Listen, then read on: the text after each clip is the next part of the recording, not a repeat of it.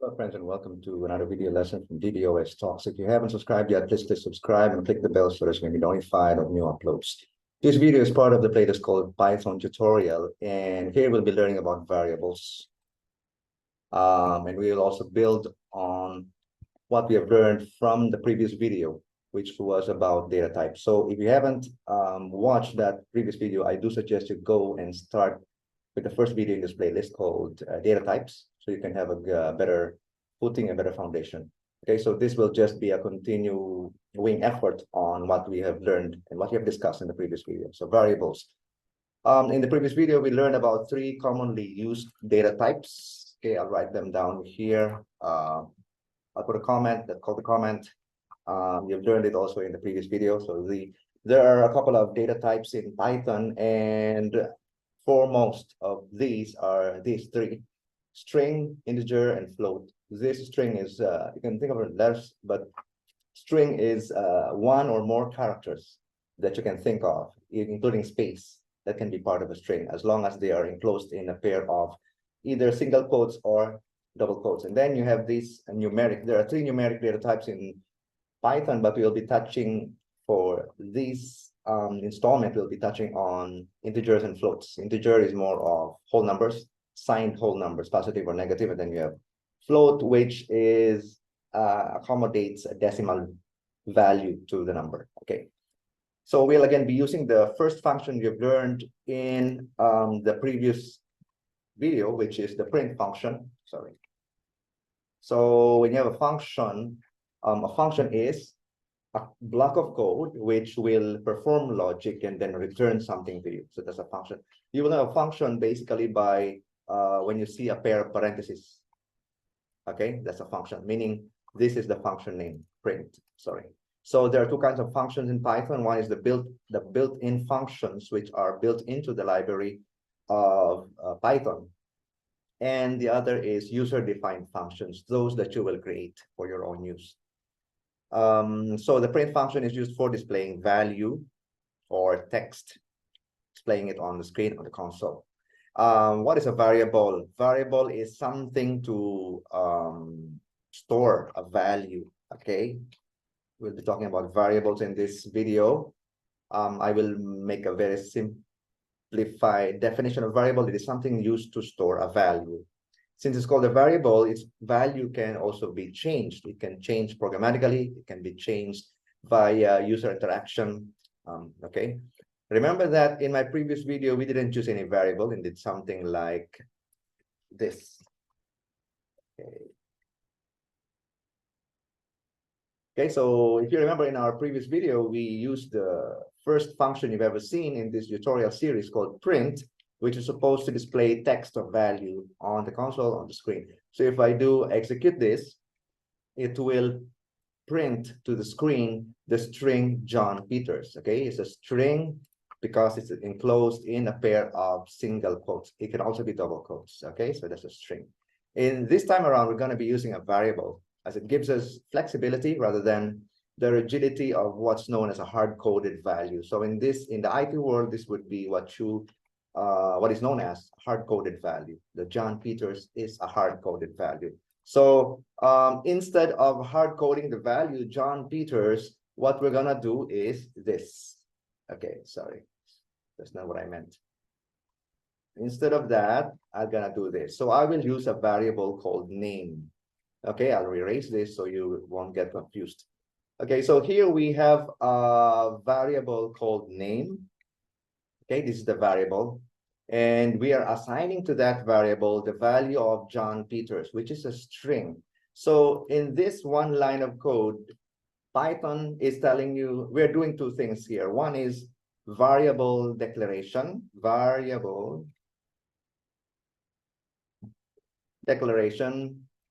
and then, and the other is initialization, variable initialization. Okay, so in any programming language, you will come across these terms. Variable declaration, that means you're introducing the variable to in this case, to Python, to the program. Okay, so that it will be known. It is not something unknown. Okay, so you're creating a variable called name. Okay, the other is variable initialization or initialization. You're giving it initial value rather than saying this name equals nothing. Okay, so name equals John Peters. We're declaring a variable. We're making it known. We're giving it a name. Second is we're giving it an initial value. So now what happens is this. When you declare this variable, unlike other programming languages like say Java, you would say int I equals 12.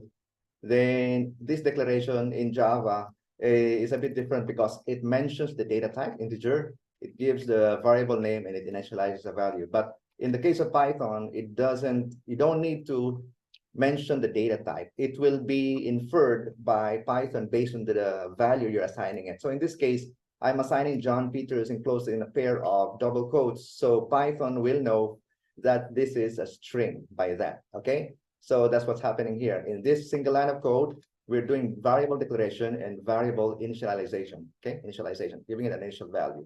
Okay, so when as opposed as compared to what we did before, where we used a hard-coded value to print John Peters, here we will be using that variable and the value of that to print. Okay, so if I run this now, I didn't say print John Peters. Instead, inside the parentheses of the print function, this is called the parameter of a function, I'm passing the variable name, which is incidentally called name. Okay, so I will you'll see the effect. Let me just clear this and then execute. So it prints nothing, right? So because in this case, my name, I'm giving it a value of nothing. Okay, none. So when I print, it prints nothing. It's not an error because it's just printing nothing. But if I give it a value, this string variable called name, then when I execute the print function, it will print the value of the variable called name, which is this one. Okay, so just take note that a string must always be enclosed in a pair of either double quotes or single quotes. Okay, now let me show you why a variable is so called a variable. Okay, it's because its value can change. It can be changed.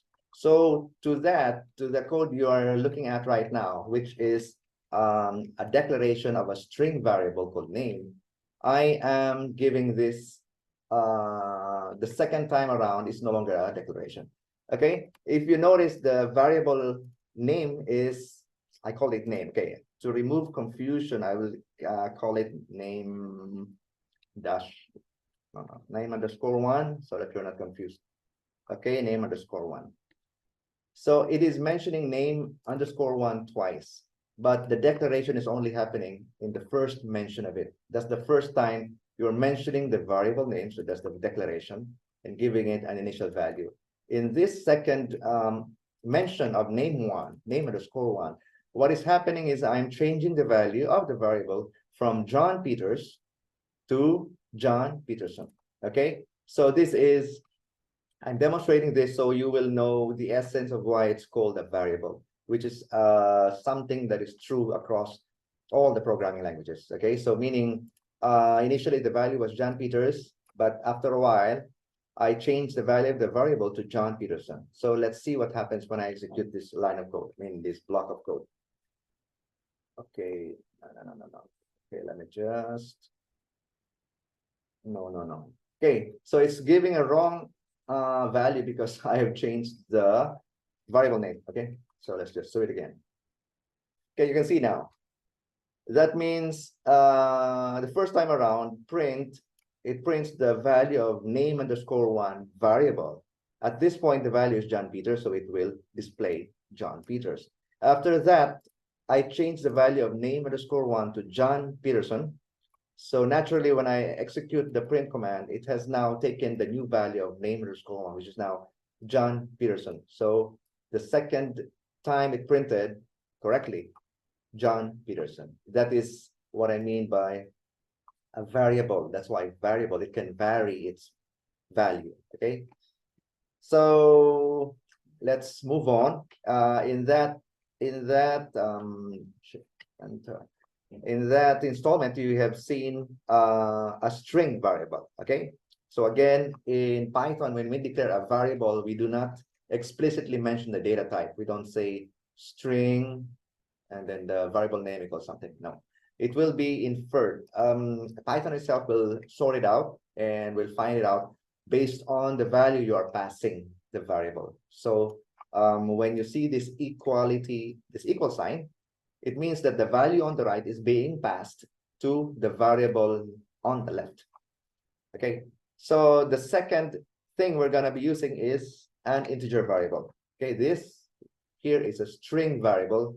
We will not now look at integer variable. Okay, so to remove not to confuse you, I will remove this first part here. Okay, so integer variable, like I said in the previous video, an integer is a signed whole number. So let's just declare an integer variable here.